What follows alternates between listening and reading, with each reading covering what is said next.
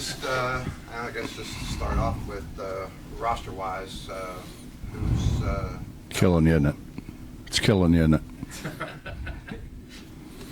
Who's what now? Who's eligible to practice, play, that sort of thing? Everybody's eligible to practice except for Elijah. But, I mean, it's really, as I said before, it's kind of a moot point because of his wrist, and he's not even able to run now because he hurt his toe. So get them all out of the way now. Is Holden eligible to play? As of right now, no. But he is eligible to practice. Is that a clearinghouse thing or what? No, there's not. It's not. He's not involved in the clearinghouse. Okay. Clearinghouse only for freshmen. Do you hope to have answers before the season starts, or could this drag out? I mean, I think that we'll have a final answer probably at the end of the week, I would guess. That's a guess.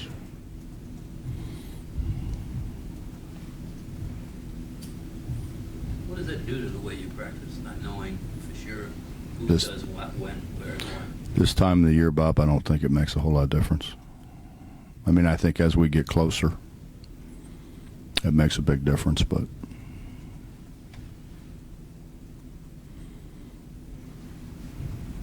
Are you still waiting on any kind of ruling with Elijah, or is that finalized now? Or honestly, I don't know. I mean, and honestly, I don't know how much I'm allowed to get into. I get in enough trouble without your help.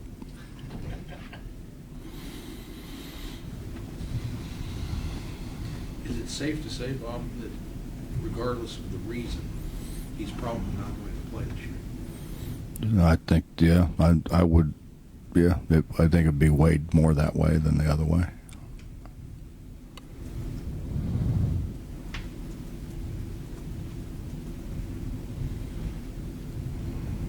Harris played overseas. I guess he played in that touring team or whatever. Have you seen any difference in him from then to now? Well, he and Terry both did. Actually, Terry, and Gary all did. I think the biggest difference with both of those guys is their physical strength. Their demeanor. You know, they're so much more confident. They know what they're doing. They know what's expected of them. You know, they're not running around kind of wondering what they're supposed to do. And they both have done a really good job of trying to help the younger guys.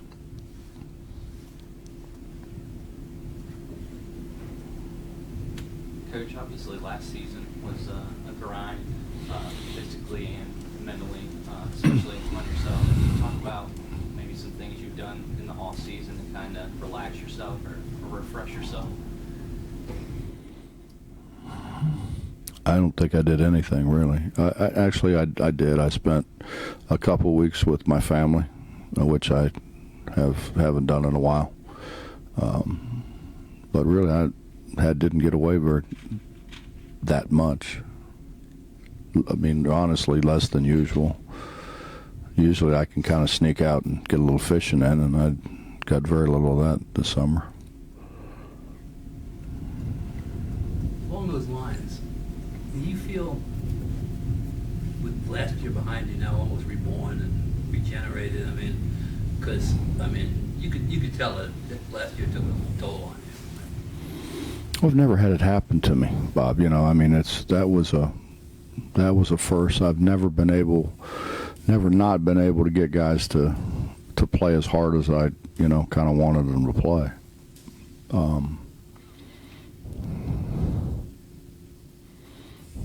And I mean, obviously we had some deficiencies. You know, we went into a entirely different league in terms of style of play, in terms of officiating, and in terms of travel and everything else, and we weren't very prepared for it, quite frankly.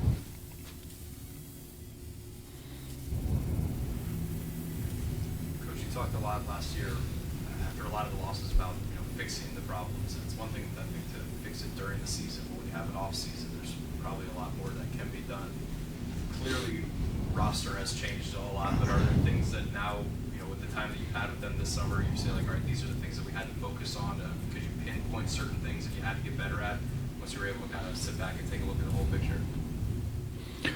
Well, I think the biggest thing is when you play an 18-game league schedule, and it is, and they would admit that it is. It's an entirely different league in terms of style of play and officiating. So much more spread offenses, so much more penetrate and pitch, so much more predicated on pick and roll, and spread. And you look at the Big East when we were in the Big East, and that's what Louisville did, but there wasn't a whole lot of other people that maybe Villanova a little bit, but not to the extent. There just weren't teams in the Big East that they'd give the four guy the ball and let him break people down and make decisions with the ball, and that happened frequently in the Big 12, and it wasn't as physical. So is the bigger concern then maybe finding your own four to do that and all those things that they did to you, or is it figure out the way to then stop those things? Well, we got to do it. We got to figure out a way to stop them. As bad as we were, if you really go back and look at it, the number of games that maybe we could have, should have won. You look at Kansas State. Kansas State ties for the league championship. They give up 60 points a game. That's pretty much what we used to do. If we give up 60 instead of 67, 66 point whatever, we got a chance to win a whole lot more games. We didn't guard. And I think style of play had a little bit to do with that, but we didn't guard with the kind of resolve that we've guarded with in the past. And going to a new league make you change any basic philosophies, or does that remain the same? And what might we see different about this year's team from last year's? Well, Bob, we and I don't know, maybe it wasn't the right thing, but you go recruit a guy like Dennis because everybody in the Big East had one, But then looking back, when we were really good, it was because Wellington Smith could drag people away from the basket, and we didn't. We did have Dennis, we did have the big body, but he didn't play near as much as the people who could drag people away from the basket. And, I think the one thing that we've really tried to make a conscious effort of is recruiting guys who can make shots. And I think, now whether they do or not, but they're very capable of making shots. You take Remy can step out and make shots, obviously. Nate can step out and make shots. Devin Williams is not going to stretch it to three, but Devin can step out and make shots. Brandon can step out. I think Kevin Noreen has figured out that he needs to be a more consistent perimeter shooter, and he's worked very hard on that. So Bob, do those guys that you have recruited essentially to drag people away from the basket, do they help you solve the other side of the equation, which you've said is you guys couldn't guard? That remains to be seen. I can't positively tell you yes or no. 2 hours a week is kind of hard to judge. What have you learned in 2 hours a week? How do you learn? What? I said, what have you learned in the time that you've been able to spend with them this summer? I think their demeanor is so much different. They're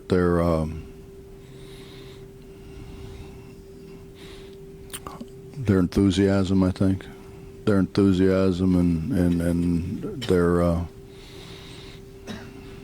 I guess enthusiasm, I guess, is the best way to put it. You know, I think what we've had and what we lacked was a few guys that just, you know, took to heart that don't waste days. You know, they understood the importance of coming in every day and getting better, and I think we lacked that a little bit. You know, I've never really been one of those guys that thought that, you know, it was bad chemistry. I think because everybody was either hated me or were scared to death of me. You know, so you know, but so they were all kind of on the same page. You know, but we just didn't. We didn't do a very good job of a lot of things, you know, obviously. But I think, again, I mean, I think the biggest is you look at Kansas State, who at times had trouble scoring a little bit as well. And I'm not trying to say anything bad about them, obviously, but they guarded. They did a great job of guarding, and they end up tying for a conference championship because they guarded and they won close games. You look at the five guys you have coming back, mixing in with the new recruits.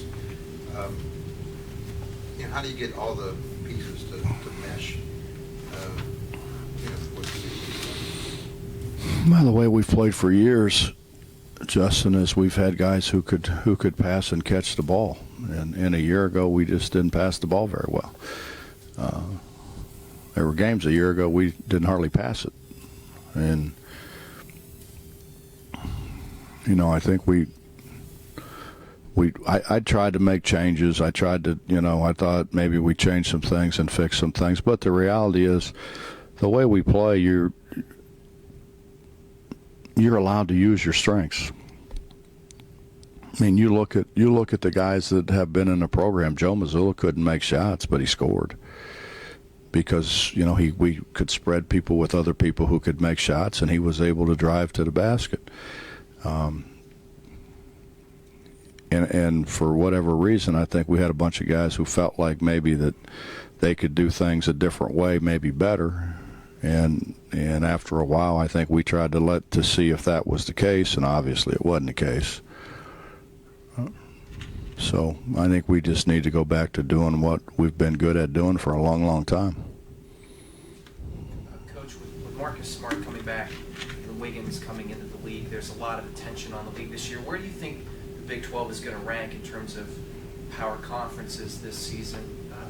Do you think it's best in the country, one of the very best? What are your thoughts on that? I don't know.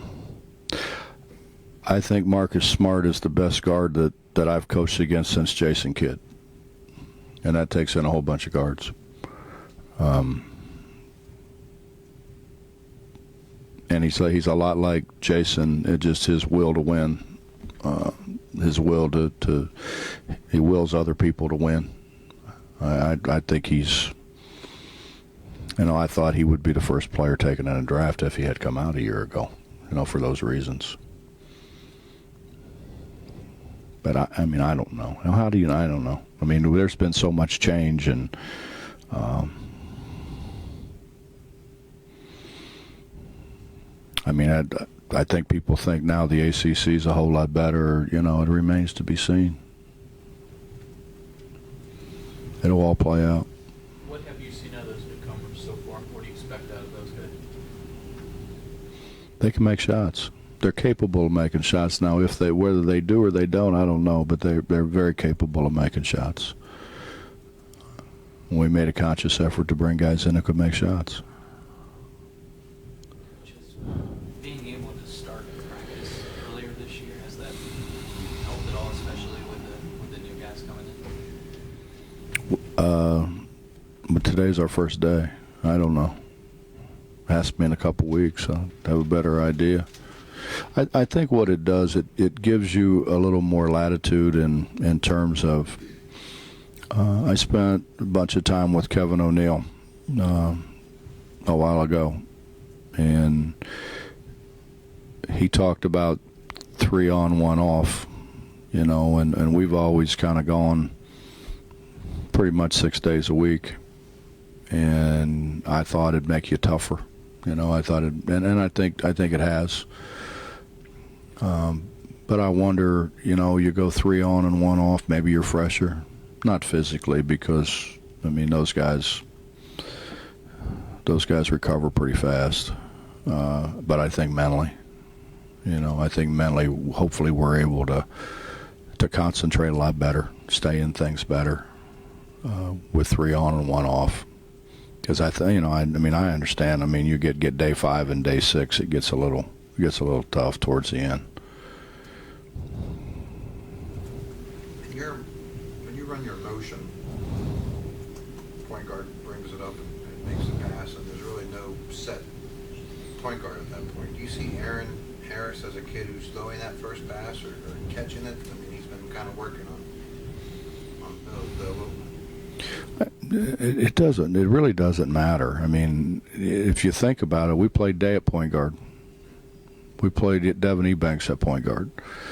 And I think that was the strength of our team. I mean, we had Day could handle it, Devin could handle it, and Trucker, Joe, whoever we had at a point could handle it. I mean, we didn't have KJ or Wells trying to do that. But I think that's the strength of the offense, is you can do what you can do, you know, and I think the battle is getting guys to do what they can do and not things that they can't do. And we seemingly had a bunch of guys that were just hell-bent on proving all the things that they couldn't do rather than accentuating the good things that they did. And the worst part is then you put other guys in, and they were about the same. So I think these guys are I think they understand a little bit better about doing things you can do and staying away from things you can't do.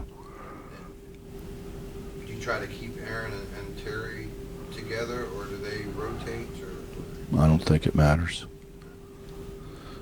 I mean, we got 4 guys in 3 spots, maybe. I don't know. We could probably play Nate there. We could probably play Remy there a little bit. But, you know, basically we've got 4 guys that are going to play those 3 spots. Sometimes, you know, I don't know. I mean, I've had years where sometimes you worry about depth, but at the same time, I think you can coach guys more, you know. Sometimes maybe you coach too many guys. So you kind of take those guys, and I mean that's what you got, and so you spend an awful lot of time with them. You know, I mean, one of the last teams I had at Cincinnati, we won 31, and I didn't really have a backup point guard. And I when I had Maxill and Hicks, that was it. My guy coming in was 6'3" to replace those 2 guys. And we won like 27. But those guys understood too. They got smarter. You know, they didn't foul as much. I can remember telling Bobby Brandon, you know, Bob, last year I wanted you to go in and knock people on their ass, you know, and when you fouled, I cheered. You can't do that now. I got to have you in a game, you know. And guys' roles change as they get better. The front line is Noreen kind of the mainstay right now? Well, he knows what he's doing. I mean, let's be honest. I mean, he's been very dependable. You know, he's had a tendency. He's a guy that's got to stay out of foul trouble. He's been in foul trouble. I mean, I think that's the one thing that. But you know, we had enough guys that it wasn't such a big deal. It's a bigger deal now. He's got to stay out of foul trouble. Is he essentially become a center? We don't have centers. We had a center that didn't work out very well.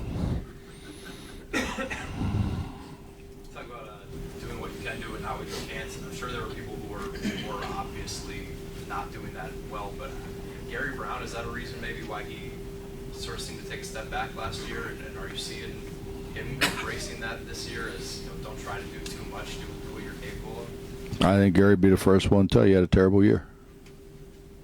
And I think that's what we appreciate about Gary. I mean, we got other guys that think it's somebody else's fault. And when you look at their stats, I mean, they couldn't have had a worse year.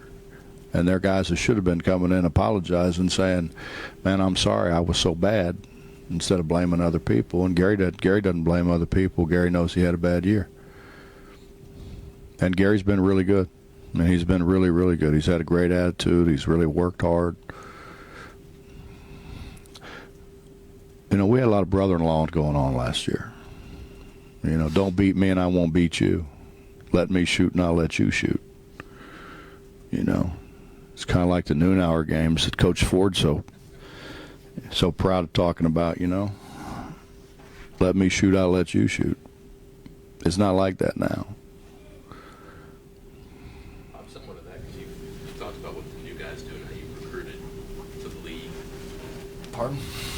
You talked about how you recruited to the league and brought the new guys in who can make shots and kind of adapt to what maybe you couldn't do last year. But the guys who you do have back, do they have to, they have to change, I'm guessing, toward certain things they couldn't do or certain things that the league requires.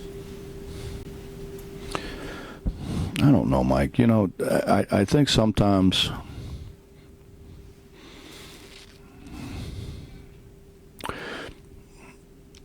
I can remember people saying after Danny Fortson went to the NBA that we were harder to guard because we had so many guys could score. And it was so much more distributed, and you couldn't just go in saying, we have to stop this guy. I still would take Danny, don't get me wrong, but opposing coaches just said, you're so much harder to guard because you don't know where it's coming from, and hopefully that's what we can be. I mean, I think, everybody understands Terry and Aaron are going to score. Terry shot 48% from 3 in league play. That's pretty good.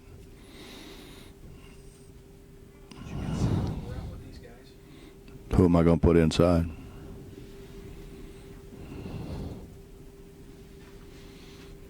So you consider 5 out. I would say we don't have much of a choice. Coach, you mentioned, I'm sorry. No, you're good. You mentioned Elijah's had some injury issues. Any other injury issues that you're seeing right now with the guys that may be a concern? I don't think so. I mean, we've had some ankles and those kind of things, but no, we're good. Elijah, I mean, I'm hoping it doesn't end up being turf toe because that takes a long time. But it's kind of what he did. The schedule, specifically start times, it seemed like you guys caught some breaks, and it seems like they listened to some of the recommendations the school was making as far as, especially in the early January games, getting 2 on the road. Well, I think contrary to what some people think, I think the start times were more of them trying to help us than it was we didn't deserve to be on ESPN. I don't think anybody pays any attention anymore, whether it's ESPN, ESPN2, or ESPNU. I mean, it's what game do you want to watch? So I mean, I don't think it's that at all. I think they listen. I mean, it's obvious it hurt our crowds. 9 o'clock starts really hurt our crowds. 9 o'clock starts on a weekday when you're coming from Charleston, and if you're coming from Logan or Matewan or Williamson or Harper's Ferry, it's hard. And it's hard. And I think the commissioner deserves a lot of credit because I mean he was very vocal about we've got to try to help these people as much as we can help them because we were at a terrible disadvantage.